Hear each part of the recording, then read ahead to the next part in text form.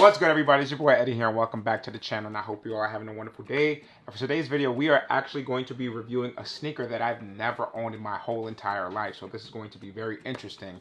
But before we even continue, guys, please make sure that you hit that subscribe button down below as well as that notification bell. And what we got right here is none other than the controversial Adidas and JJJJound Samba made in Germany collaboration. Guys, definitely let me know what you think about this sneaker. Is it a cop or drop to y'all? I definitely want to hear y'all thoughts down below.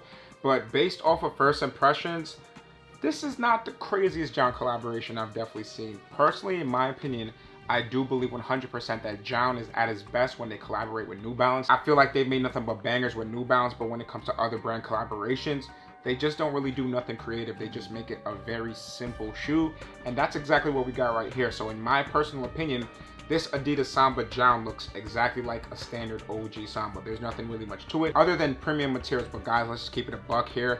This right here does not justify a $150 price hike from the original $100 price tag that Adidas Sambas normally have. And with those normal Adidas Sambas, you can probably get it on discount for about $70 to $80, which again, makes it even more absurd that somebody would be willing to pay this. But of course, I'm doing this review for you guys. And it's definitely a shoe that actually came with a lot of controversy. But we'll get a little bit more into that later, into the history of the sneakers. But first, guys, let's just go over the box details.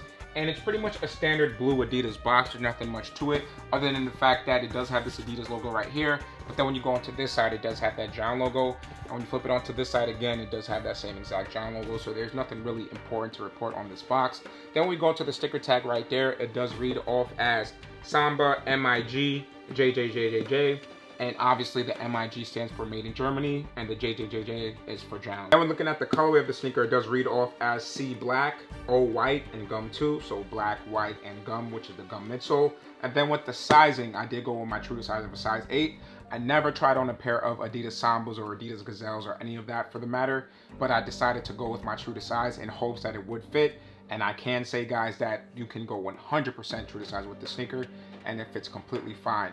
I do love the fact that it does have this very flat feel to it, and it feels very close to the ground.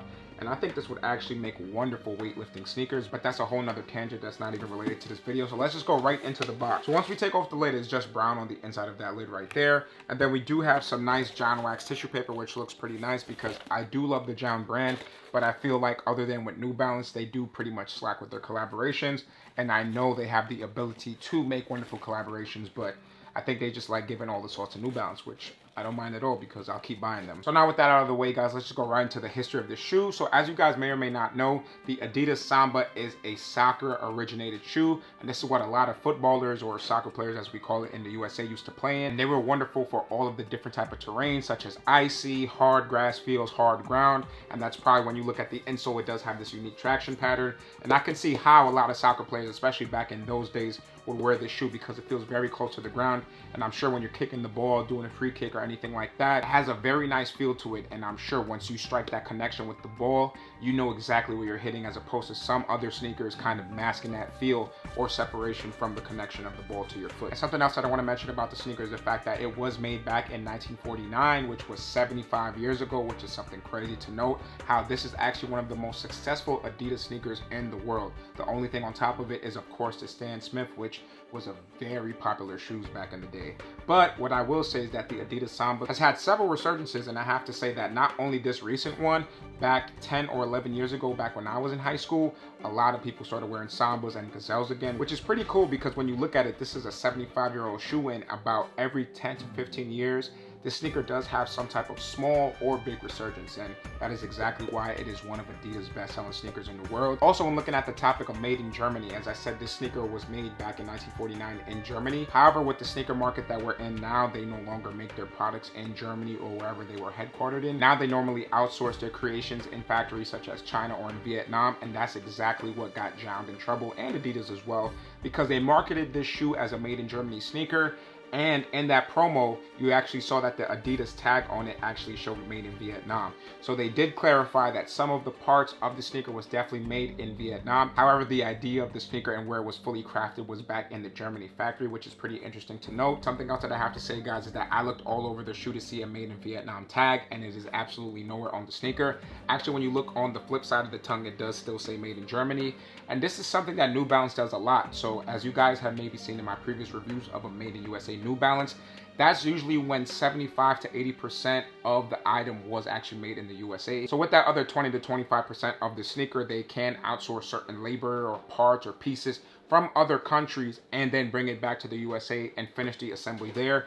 And that's pretty much what Adidas did. This is nothing new, but I could definitely understand why people were having a big outroar about it, because again, they upped the price tag from $100 to $150, and just having some promo pics of a guy crafting the shoe doesn't necessarily make it legit. But I can confirm, guys, there are no made in Vietnam tags. So maybe they used a regular Samba for the promo pictures, and that's probably what got them in trouble. But inside and all over the shoe, definitely 100% is made in Germany. Now, when moving on to the details of the sneakers, guys, when we focus on this toe box right here, you can actually see that we do have that standard Samba toe box. So it has some leather panels on it. However, on the mudguard area, it does surround it in this nice, good quality suede. And the reason why I know it's good quality is because when you rub it back and forth, it does have that nice backstroke motion on it. And that's how you know the suede is good quality.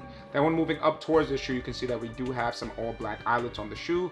Then when looking at the laces, we do have some all black laces right here. And then it comes with an extra spare pair of black laces, which is pretty interesting. I would have definitely figured that they would have put some white laces to kind of counter what it looks like, but I'm okay with black laces. It doesn't look bad at all. Then when moving on to the tongue of the shoe, I really do love this detail because it's all leather and it feels very nice and thick. And it has multiple different patterns on it, which looks pretty nice. And as I mentioned earlier, when you actually flip this tongue around, it does have that similar off-white exposed foam right there. And then on the inside of that tongue, you can see that it does say made in Germany, and it also has a size tag and all those different details. Then when moving on to the lateral side of the shoe now, guys, you can see that we have an all black upper, but mostly we do have it in this leather detail right here. And then on the three stripes, we do have it in this white detail, which is also some premium leather. Then when moving towards the back of the shoe now, you can see that we have this logo right here. And normally it would say Samba, but due to the fact that this is a JJJJound collaboration, they definitely want to let you guys know that. So we do have JJJJound right there in the gold letters. Then when going on to the back heel area of the shoe now, you can see that we do have this plain leather hit right there, and it looks absolutely nice on the shoe. Then when moving on to the medial side, the same thing pretty much follows suit as the lateral side, so there's nothing to report on there. So guys, let's just focus onto this gum midsole right here. And it looks absolutely awesome. I'm not gonna lie, guys. When I tried them on, it literally suctions your foot to the ground and you just feel the ground so much closer. The fit of this feels absolutely awesome. And I may even consider getting a GR pair. I definitely would not be keeping these because I don't think they're worth the $250 price tag, plus the $15 shipping, plus the taxes, making this sneaker almost $300 for me. So I'm definitely not going to be keeping these personally. But anyways, guys, let's just focus onto the outsole. So when we look at this outsole, we do have a beautiful and unique traction pattern. I think this is one of the best traction patterns I've ever seen before. And it's a lot going on. You have this rugged detail right here, and that's pretty much what's giving you that awesome grip. And then we do have a couple of holes that are surrounded in the front of the shoe, and this is exactly what's giving that suction-like feel and that foot to the ground feel, which is absolutely awesome. Guys, before we conclude this review, I do want to show you some other details. When looking at the insole of the shoe, you can see that we do have this white leather layer right on top of it, and it does say JJJJound, and then this golden sticker does say made in Germany. And then when we flip that right over, we do have this kind of foam detail right here, which actually fits the same traction pattern on the bottom of this sneaker, which is pretty nice. And on the inside of the ankle area of the shoe, you can see that we have this detail right here, and it does read off as Adidas and JJJJound. And then we do have the name of the creator of the Samba, Adidas. And then we have this other detail, which I'm assuming is an address, which says Straub 24 91443. That sounds like a zip code. I could be wrong. And then it also says Shinefield, which may be the city or wherever it was made. Then one final detail on the left side of the shoe is this tag right here. So essentially on the tag, it does say made in Germany, and this is certifying exactly what it is. So with that being said, guys, that's pretty much going to conclude all the history towards the details of the shoe. So now let's get right into this on full look, guys.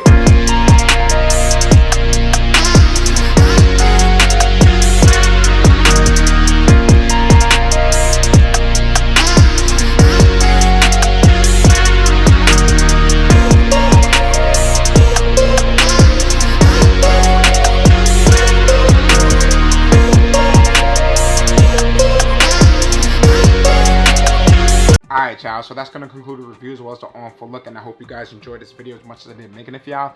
Definitely let me know what you think about the Adidas and JJJJound Samba made in Germany collaboration. Do you guys rock with it? Do you think that the price is too high? Maybe if it was a $150 sneaker, would you be more willing to buy it?